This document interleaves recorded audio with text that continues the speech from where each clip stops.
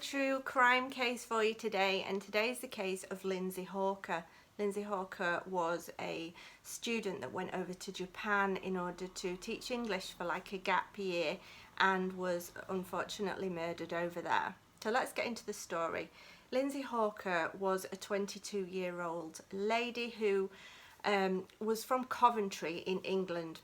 Born to Bill and Julia Hawker in 1984, she'd been the light of their lives, one of three girls, so she had two other sisters, and they lived in quite a small village just outside Coventry. And growing up, she'd attended a school called King Henry VIII in Coventry.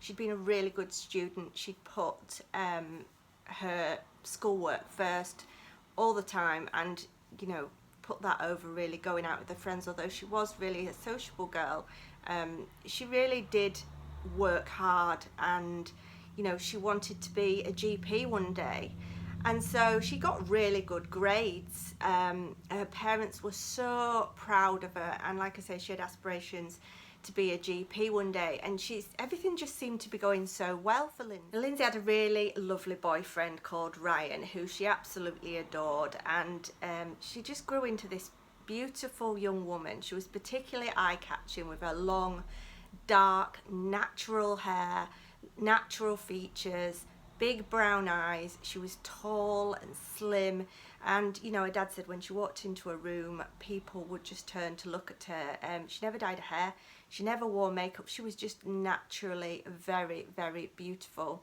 and she really did have so much going for her. Like I say, she'd done so well at school, and she had such a good life. I think that they had quite a good lifestyle with her parents. I think that she ever really wanted for anything. She loved her family. She was very close to her dad and her mum and her sisters, and she'd just grown up in quite a comfortable lifestyle, never wanting for anything. And when she left school, she decided she wanted to go to the University of Leeds. Lindsay went to this university in Leeds, and she settled in really well. She had so many friends, and she studied biology, and on completing the course in 2006, like I say, with aspirations of becoming a GP one day, she did want to go on to do a master's degree, but she'd done so much studying, as you can imagine, university, all of her school life, and she just decided, do you know what, I'm going to have a year out before I settle down into my career that I'm going to be doing for a long time. Let me have a year out, and I'm going to go travelling. So she went over to teach English in Japan, and she chose Japan because Japan was supposed to be like one of the safest places to live, really, and to go. And of course her parents were a little bit concerned about her travelling, so she wanted to reassure them, really. So she went to a safe place, and she'd always had quite a fascination with Japanese culture, and she was very knowledgeable in its distinctive codes of conduct and how they behaved over there. So she'd done quite a lot of research into Japan, and she really wanted to go. So while she was over there, obviously her parents, like I say, were quite concerned about her, but she reassured them and said, I'm going to be in contact with you all the time, don't worry. And she did. She was really good. And while she was over there, she wanted to travel. She wanted to try out all these different places and go to all these places that she'd seen on the internet to do with Japan. She wanted to try out all the different cultural aspects of Japan. She wanted to try all the food. She wanted to meet the people. She wanted to do everything that Japan had to offer.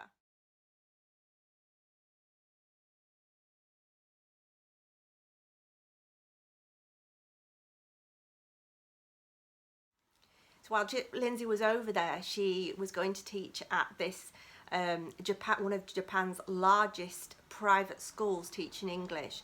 I think it was called Nova, and that was in October 2006.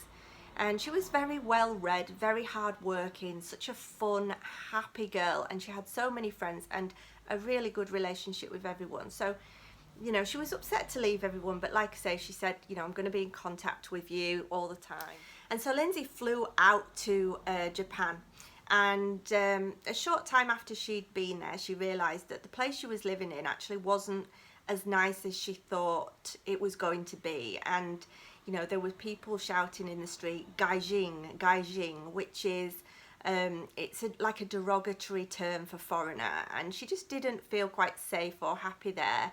And so some of the people, some of the other teachers, after she'd been there a little bit and she'd got to know people, there were other people that wanted to live with her, and so she thought it would be a really good idea, and she moved into a flat with two other girls that were also teachers, so she felt a lot safer. Her parents were a lot happier about this, and they came over to visit her on her 22nd birthday.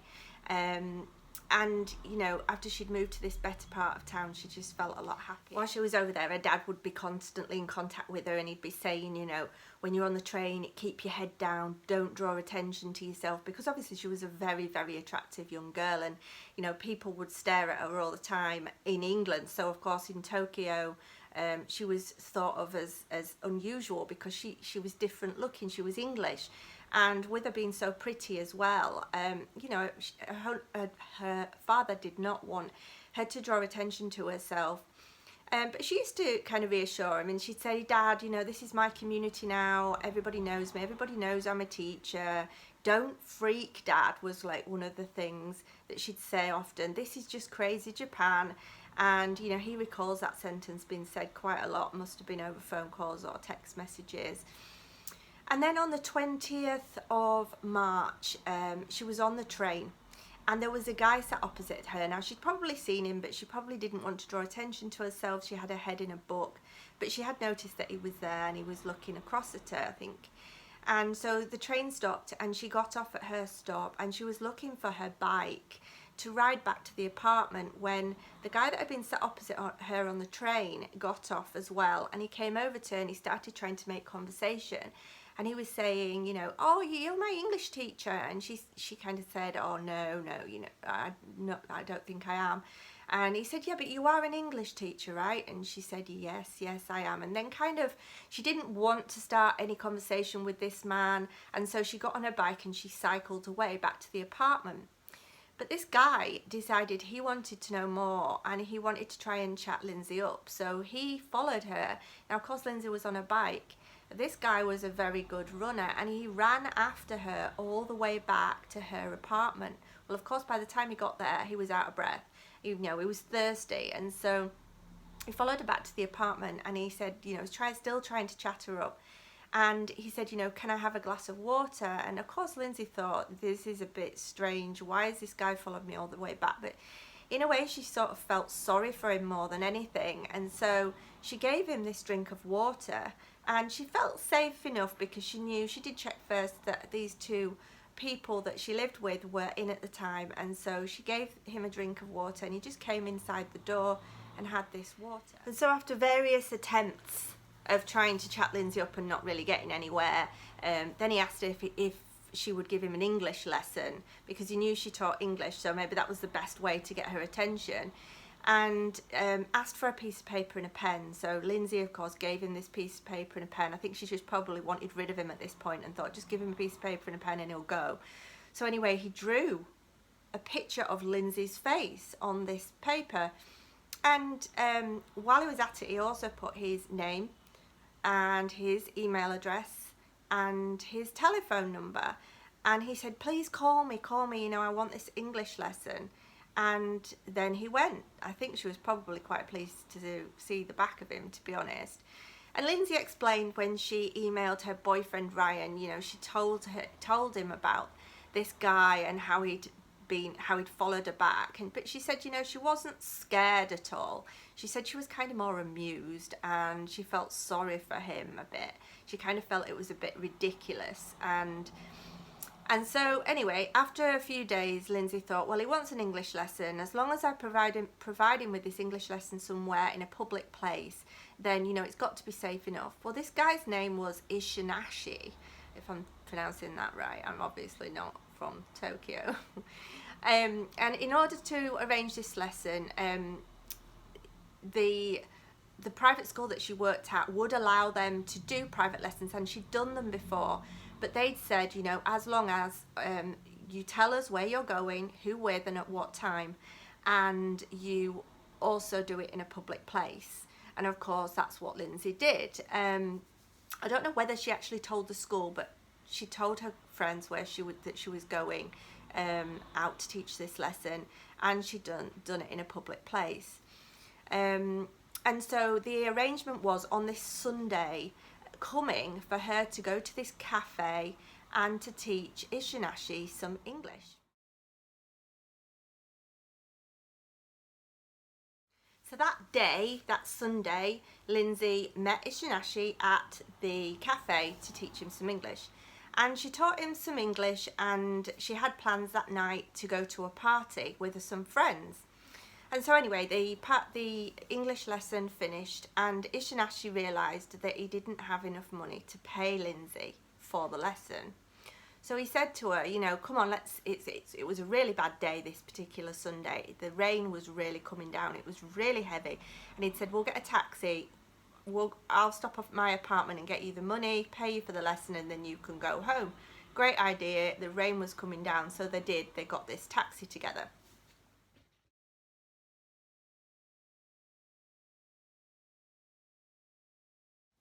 But was it a good idea?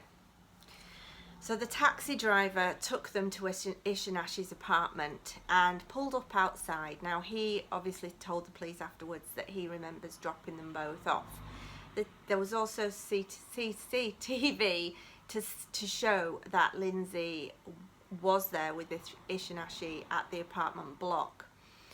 Ishinashi said, come on, and he managed to persuade Lindsay to come up to his apartment in order to give her this money. Now, for some reason, Lindsay decided she felt safe enough after this lesson. She must have felt safe enough with him, and she went up to the apartment with him to get this money. And she told the taxi driver, just wait 2 minutes, I'll be back down. And so he did. The CCTV showed her going in to Ishinashi's apartment, but not coming out. So the taxi driver waited for 7 minutes. Now, over there, they wait for 7 minutes in Tokyo, and if there's no return, then they go on to the next job. And so he did. Looking back at this, I'm sure he felt very bad at leaving when he realised what happened afterwards. So Lindsay went into Ishinashi's apartment. Afterwards, when the police investigation started, and there was the video of her going into his apartment, the family watched this, and they said that this did not look like Lindsay. Lindsay looked drugged. She looked like a zombie, and they were querying whether or not Ishinashi had given Lindsay something in her drink in that cafe, because they said it was very strange that she would put herself in such a vulnerable position, and she just seemed to look like a zombie on this CCTV. So like I say, Lindsay went into his apartment, and I think the police were informed at 2:30 on the 26th that Lindsay had not arrived at work. I think this was 2 days after she'd gone missing. Of course, the people that she lived with had contacted the police at one police station, and the school had contacted the police at another station, but for some reason the two police stations did not communicate straight away, and so they didn't put 2 and 2 together. So that concludes part 1. You need to now watch part 2. Part 2 is great. Thank you. Please subscribe.